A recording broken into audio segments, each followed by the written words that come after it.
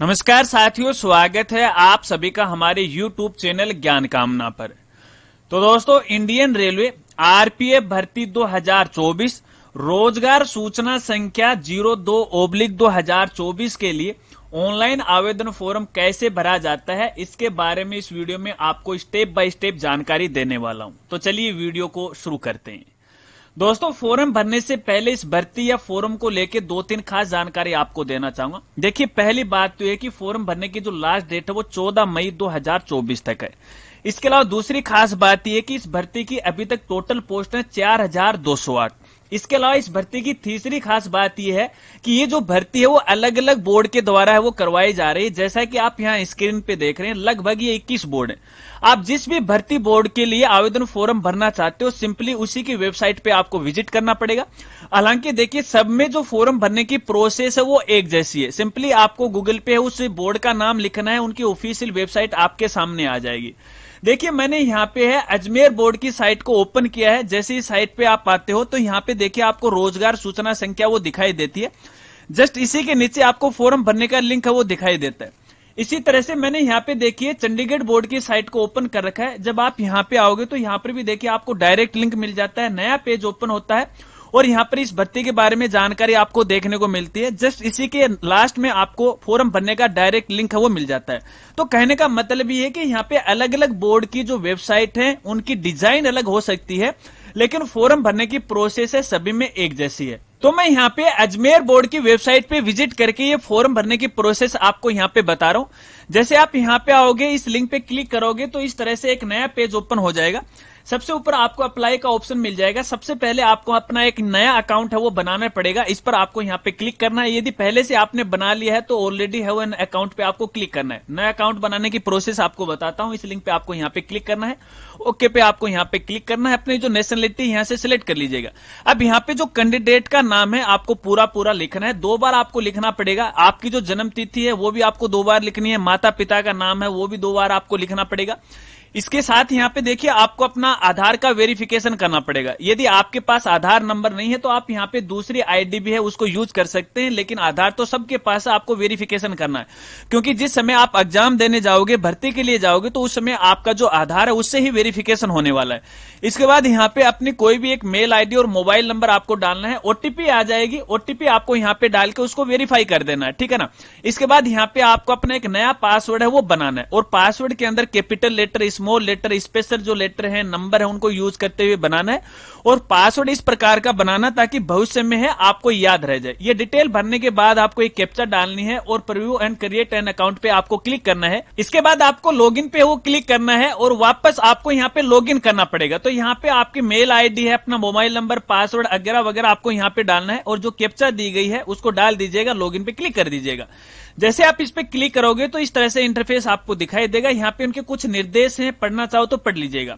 अब फॉर्म भरने के लिए सबसे ऊपर आपको ऑप्शन मिल जाएगा ऑनलाइन एप्लीकेशन, या फिर देखिए सबसे लास्ट में भी आपको डायरेक्ट लिंक मिल जाता है। किसी एक लिंक पे आपको यहाँ पे क्लिक करना है। क्लिक करने के बाद यहाँ पे देखिए बोर्ड के द्वारा जो भी भर्ती का नोटिफिकेशन निकाला गया है उनके नोटिफिकेशन आपको कुछ इस तरह से वो देखने को मिल जाएंगे। अब आप जिस भी भर्ती के लिए फॉर्म भरना चाहते हो, खास तौर पे यहाँ पे जो रोजगार सूचना संख्या है उसको आपको खास तौर पे ध्यान रखना है। तो अपन तो 02/2024 के लिए फॉर्म भरना चाहते हैं, हालांकि सब में जो प्रोसेस है वो एक जैसी है, ठीक है। तो यहाँ पे लास्ट में आपको ये बॉक्स मिलेगा, टिक आपको लगाना है, नेक्स्ट पे आपको यहाँ पे क्लिक करना है। तो इस तरह से फॉर्म ओपन हो जाएगा। अब ये नोटिफिकेशन आएगा, इसको यहाँ से है क्लोज कर दीजिएगा। इसका मतलब है कि आपका जो पहले का डेटा है उसको यहाँ पे फेस किया जा रहा है, ठीक है। अब यहाँ पे देखिए इस फॉर्म की कई स्टेप है, सभी स्टेप को आपको यहाँ पे कंप्लीट करना है। इसके बाद आपके कुछ पर्सनल डिटेल हैं, ऑटोमेटिक आपके रजिस्ट्रेशन से आ जाएंगे। यहाँ पे आपकी जो वैवाहिक स्थिति है वो सिलेक्ट करना है, मैरिड अनमैरिड जो भी आप पे लागू होता है। इसके बाद आपका जो भी धर्म है यहाँ से सिलेक्ट कर लीजिएगा। आपकी मदर टंग कौन सी है, यानी आपकी राष्ट्रीय भाषा कौन सी है, सिलेक्ट कर लीजिएगा। इसके बाद आगे यहाँ पे देखिए जो आप एग्जाम दोगे, एग्जाम की भाषा कौन सी होगी, पेपर की भाषा कौन सी होगी, तो आवश्यकता के अनुसार यहाँ पे आप सिलेक्ट है वो कर लीजिएगा। इसके बाद आगे यहाँ पे आपको 2 कॉलम मिलेंगे। यहाँ पे आपके शरीर का कोई भी एक पहचान नंबर है वो आपको यहाँ पे लिखना है। 2 लिखने होंगे आपको, पहले वाले कॉलम में और दूसरे वाले कॉलम में। इसके बाद आगे यहाँ पे जो भी आपकी कैटेगरी है, SC ST OB सिलेक्ट कर लीजिएगा। नोटिफिकेशन आएगा, आई एग्री पे क्लिक कर दीजिएगा। यदि आप नॉन क्रिमिलियर से हैं तो आपको येस करना है, फिर आपको यहाँ पे एग्री पे क्लिक कर देना है। आगे आपको सर्टिफिकेट जो नंबर है वो डालना है, फिर आपकी अथॉरिटी कौन सी है यहाँ से सिलेक्ट है वो कर लीजिएगा, कौन सा लेवल था। इसके बाद जो डेट है आपको यहाँ पे फिल करना है। इसके बाद आगे यहाँ पे जो भी आपका एड्रेस है वो फिल करना है, आपका स्टेट है, डिस्ट्रिक्ट है, और यहाँ पे देखिए एक तो प्रेजेंट एड्रेस है, एक है परमानेंट एड्रेस। यदि आपके दोनों ही एड्रेस एक जैसे हैं तो यहाँ पे प्रेजेंट एड्रेस वाले सेक्शन में नीचे आपको यहाँ पे देखिए एक बॉक्स मिलेगा, इस पर आपको यहाँ पे टिक लगाना है। टिक लगाने के बाद आगे एड्रेस है वो सेम का सेम है वो चला जाएगा। हालांकि मैंने यहाँ पे कोई भी एड्रेस नहीं भरा, आप अपनी जानकारी सही भरिएगा, फिर आपको सही वाले ऑप्शन पे क्लिक करना है और नेक्स्ट पे आपको क्लिक करना है। जैसे ही नेक्स्ट पे आप क्लिक करोगे तो आपकी स्टेप कंप्लीट हो जाएगी, सेकेंड स्टेप आ जाएगी। सेकेंड स्टेप के अंदर सबसे पहले यदि आप एक्स सर्विसमैन हो तो आपको यस करना है, अन्यथा आपको नो करना है। यदि आप यस करोगे तो एक्स सर्विसमैन के बारे में आपको जानकारी देनी पड़ेगी, आप कौन सी सर्विस में हो, आर्मी, नेवी, एयरफोर्स है, रैंक क्या है और आपकी जो डेट है वो सारी जानकारी आपको यहाँ पे भरना है। मेरे केस में मैं इसे यहाँ पे नो कर रहा हूँ।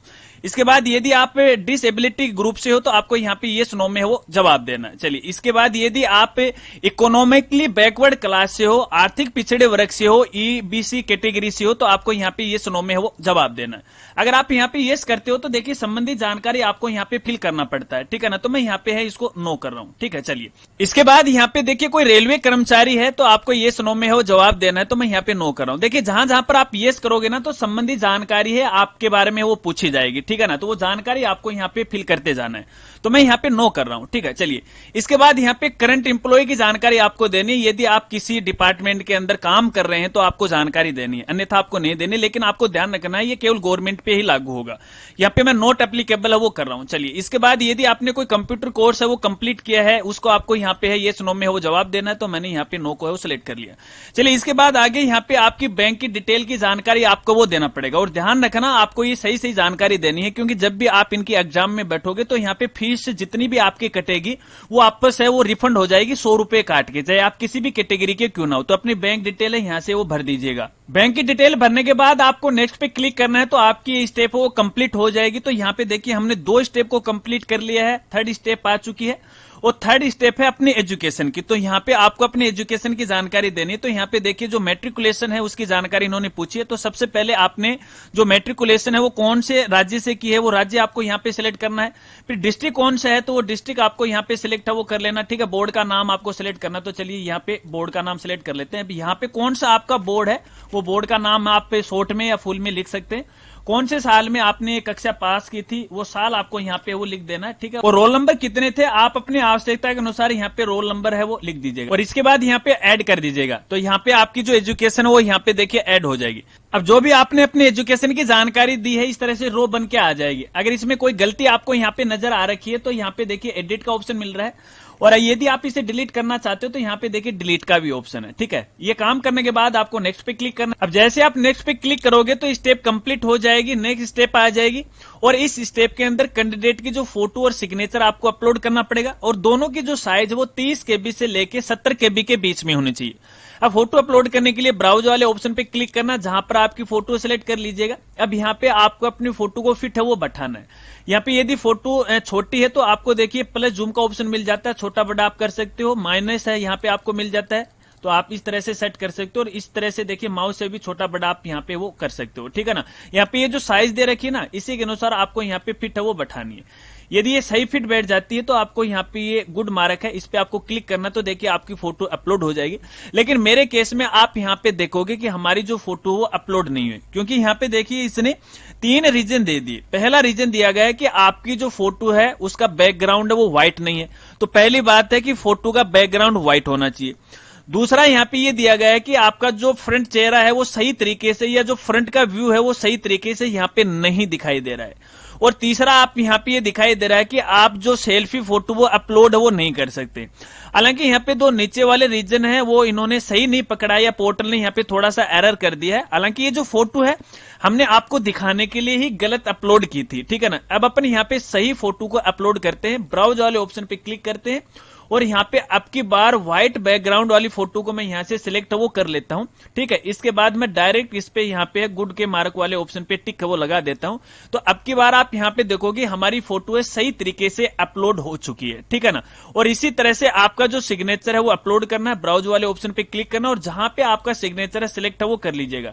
अब यदि यहाँ पे साइज सही नहीं बैठ रही है तो यहाँ पे देखिए इस तरह से एरर आपके सामने आ जाएगा। तो चलिए मैं दोबारा यहाँ पे साइन को अपलोड करने की कोशिश करता हूँ। ब्राउजर वाले ऑप्शन पे क्लिक करना और अब की बार अपन यहाँ पे सही है वो अपलोड करेंगे। अब यहाँ पे देखिए आपको क्रॉप करना है, यदि ये सही है तो आपको टिक लगाना है। तो देखिए हमारा जो सिग्नेचर है वो भी अपलोड हो जाएगा। इसके बाद आपको नेक्स्ट पे क्लिक करना। अब दोस्तों यहाँ पे देखिए फोटो और सिग्नेचर अपलोड करते समय आपके सामने थोड़ी सी समस्या आ सकती है, तो इन इंस्ट्रक्शन को अच्छी तरह से आप पढ़ लीजिएगा। बार बार आप प्रयास करोगे, जो एरर देगा उसी के अकॉर्डिंग है आप अपने फोटो सिग्नेचर में बदलाव कर दीजिएगा, आपका काम कंप्लीट हो जाएगा। इसके बाद आपको नेक्स्ट पे क्लिक करना है, तो आपकी ये स्टेप है वो कंप्लीट हो जाएगी। इसके बाद आगे आपको इनका जो डिक्लेरेशन है वो आपको दिखेगा, तो यहाँ पे आपको ये बॉक्स पे टिक लगाना है और अपने स्थान या प्लेस का नाम आपको लिखना है। देखिए मेरे केस में आपको एक नोटिफिकेशन वो नजर आ रखा है, इसका मतलब है कि आप इस भर्ती के लिए एलिजिबल नहीं हो, क्योंकि जो आयु है वो काफी बड़ी हो गई है।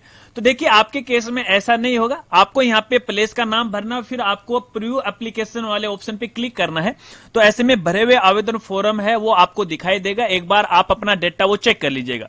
डेटा यदि 100% सही है तो फिर आपको इसका पेमेंट करना पड़ेगा। पेमेंट के लिए ऑनलाइन गेटवे है, नेट बैंकिंग है, फोन पे, गूगल पे है, यूपीआई है, किसी भी माध्यम से आप अपना पेमेंट कर सकते हो।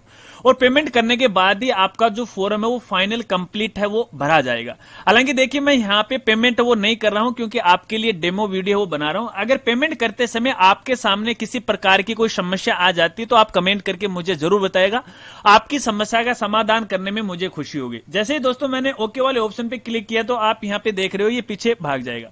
अब दोस्तों आपने फॉर्म भर दिया, फॉर्म भरने के बाद पेमेंट भी कर दिया, फिर आप अपने फॉर्म की हिस्ट्री देखना चाहते हो तो यहाँ पे देखिए एक ऑप्शन और आपको मिल जाता है एप्लीकेशन हिस्ट्री। जब आप इस पे क्लिक करोगे तो आपने जितने भी फॉर्म भरे हैं उनका रिकॉर्ड आपको यहाँ पे है वो दिखाई देगा। ठीक है, अब यहाँ पे एक ऑप्शन और आपको देखने को मिल रहा है, link your account with DigiLocker. यदि आप इस अकाउंट को अपने डिजी लॉकर के साथ लिंक करना चाहते हैं तो वो भी कर सकते हो। हालांकि इससे कोई ज्यादा खास फर्क वो नहीं पड़ने वाला है, मर्जी आपकी है, अगर आप करना चाहते हो तो कर लीजिएगा।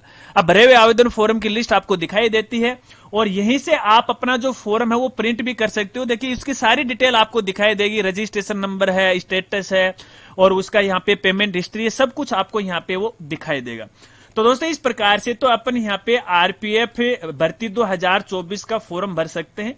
यदि फॉर्म भरते समय आपको कोई समस्या आ रही है तो हमारे साथ वो जरूर शेयर कीजिएगा। अगर वीडियो जानकारी आपको अच्छी लगी तो वीडियो को लाइक कीजिएगा और अपने दोस्तों के साथ वो जरूर शेयर कीजिएगा।